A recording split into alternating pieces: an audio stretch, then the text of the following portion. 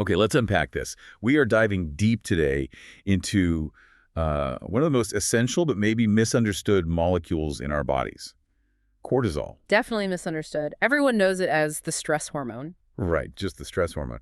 But that sounds so simple, and the reality, especially for reproductive health, is it's just so much more profound.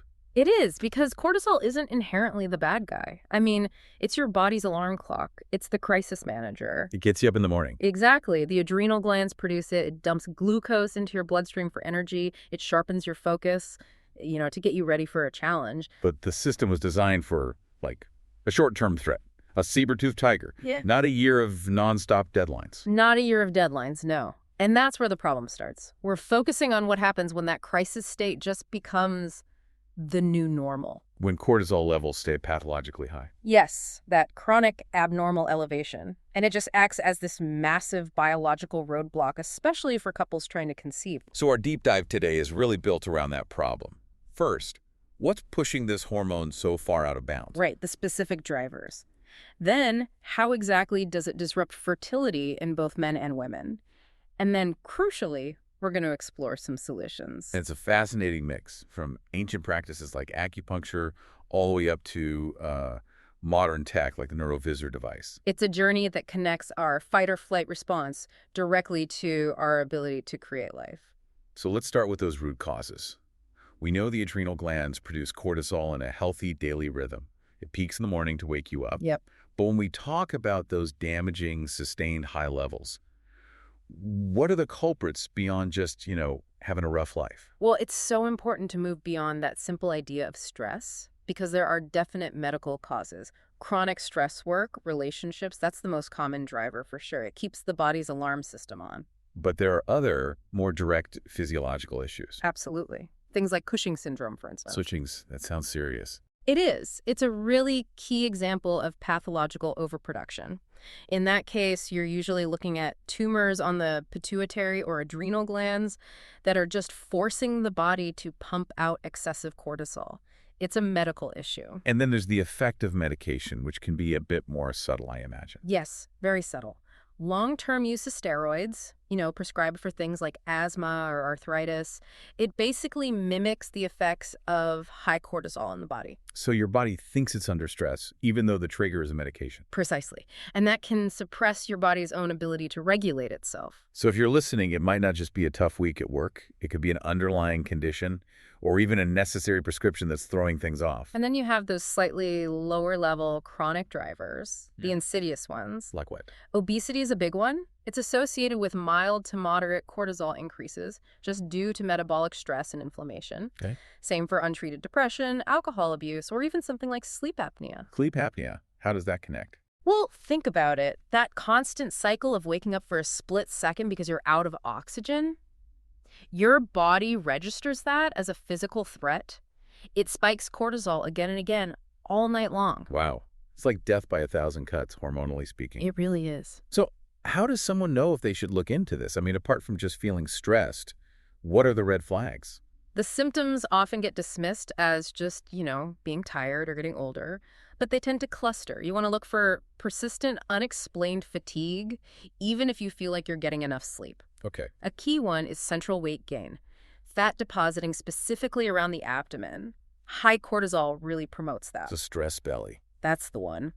And you might also see severe mood swings, maybe trouble with blood sugar, or just this constant low-grade anxiety you can't shake. Those are pretty clear warning signs. And if someone does suspect an issue, is it hard to diagnose? Not at all, thankfully. The process is very straightforward. Because cortisol levels shift during the day, doctors often use simple blood, saliva, or urine tests. And they time it. They time it, sometimes over 24 hours or with a late-night sample to see if your cortisol is dropping like it should. If it's not, that confirms the problem. Okay, let's shift from the cause to the effect. Right. This is where we see the reproductive system take such a direct hit. It all comes down to an evolutionary context. The body prioritizes survival above everything else. Right. When cortisol is high, the brain's interpretation is that there's a famine or a war or some extreme danger. And from that perspective, it's the worst possible time to get pregnant. So it just shuts things down. Non-essential systems. Reproduction is deemed non-essential under duress. Exactly. Let's get specific on the shutdown process in the female body. What's the first domino to fall? The most immediate impact is on ovulation. High cortisol directly interferes with the signaling hormones GnRH, specifically that trigger the release of an egg.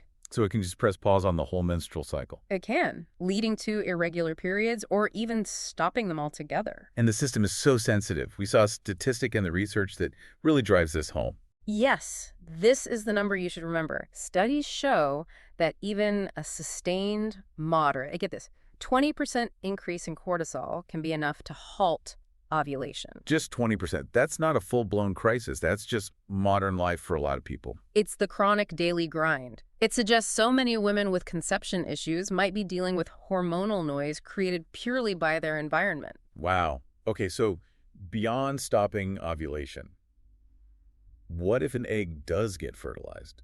Does cortisol still cause problems? It absolutely does. It sabotages the uterine environment. How so? Cortisol lowers the production of progesterone, and progesterone's whole job is to build up that thick, nutrient-rich uterine lining for an embryo. So without enough progesterone, the lining is less receptive. Significantly less receptive. It makes it so much harder for a fertilized egg to implant successfully. And this is why we see issues in fertility treatments. Yes, women with high cortisol going into IVF often have lower success rates and, critically, a higher risk of early miscarriage. The body just isn't ready to host the pregnancy. So a huge impact on female fertility.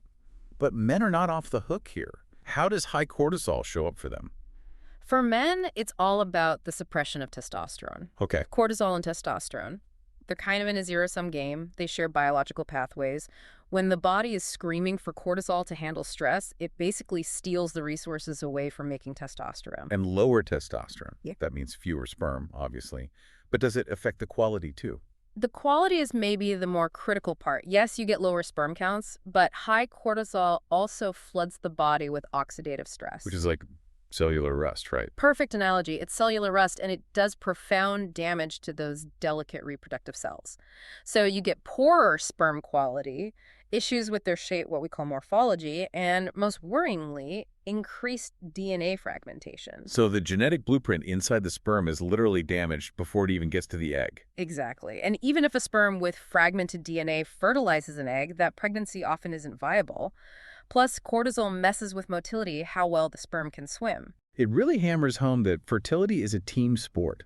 This isn't a male or female issue, it's a couples issue. Absolutely. The stress hormone is an equal opportunity disruptor. Okay, so let's pivot to solutions. Yeah. What are the proven natural ways to dial this master switch down? We can start with ancient medicine, acupuncture. Acupuncture is a great place to start. It's a really well-supported, non-drug approach. And the mechanism isn't mystical, it's neurochemical. Right. When you needle specific points, you stimulate the nervous system to release endorphins. It's feel-good chemicals. The feel-good chemicals, yeah. And they directly compete with and counter the production of cortisol. So what are the actual measurable fertility benefits that come from that? You see a few things. First, just by lowering that systemic stress, it helps regulate the menstrual cycle. It brings back consistency. Predictability. Exactly. Second, certain points can improve blood flow directly to the reproductive organs, optimizing the whole environment.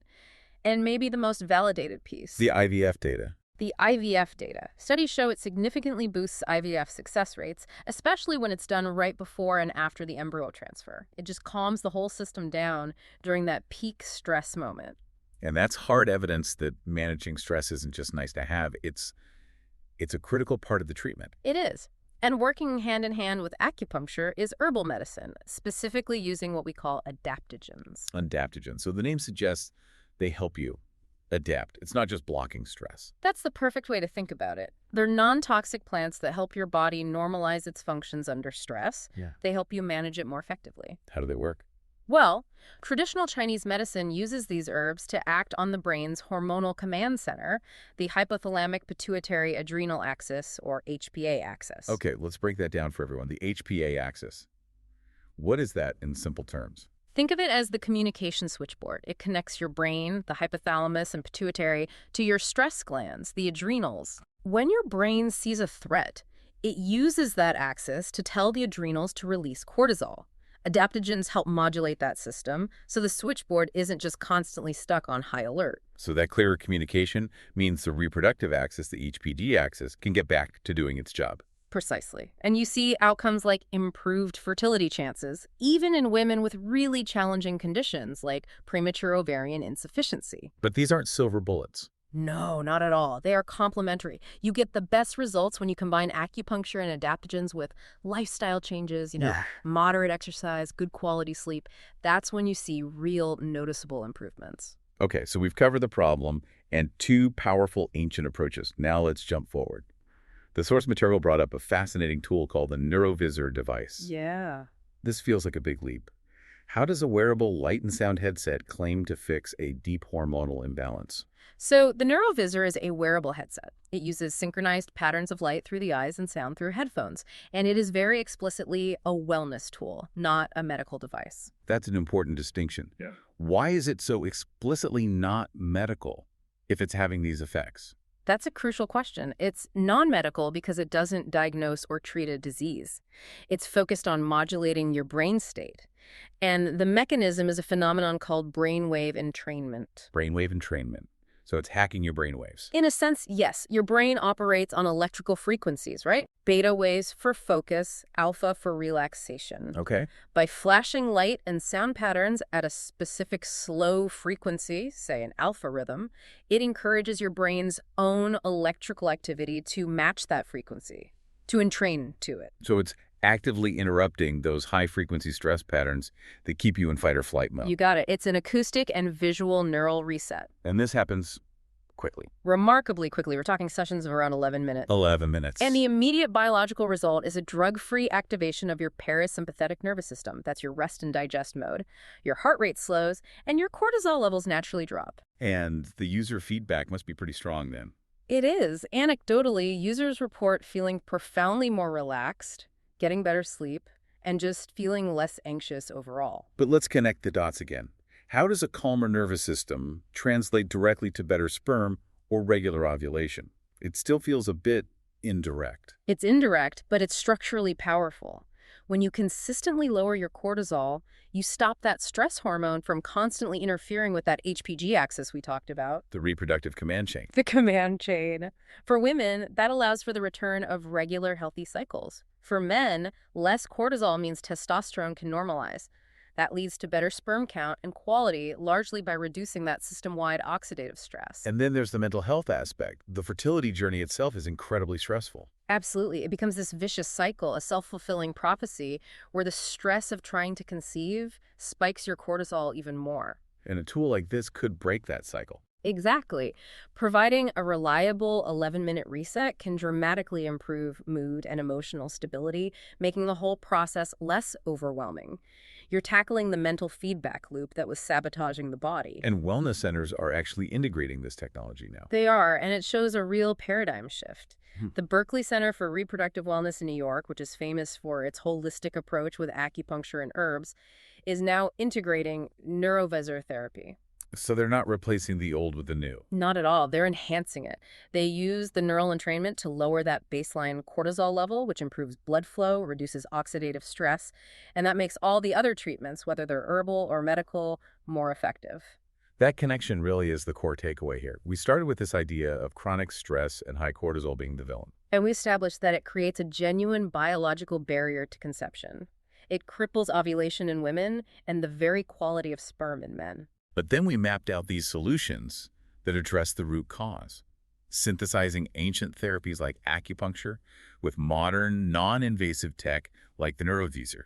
It's about tackling that stress response holistically from every angle. And I think what this synthesis implies about the future of wellness is probably the most provocative thought to leave you with. I agree. When you have solutions ranging from centuries-old herbal medicine to an 11-minute light and sound brain reset, Yeah. what does that tell us? It forces you to consider that the fastest route to resolving complex issues like infertility might not always be in a new drug or a more invasive procedure. It might be in mastering the management of the body's primary control system. The stress response itself. If the problem is that your body thinks it's under siege, the solution is to convince it that it's safe. That's a powerful framework to carry forward. Thank you for joining us on this deep dive. It was a pleasure. We hope this knowledge brings some clarity to your journey.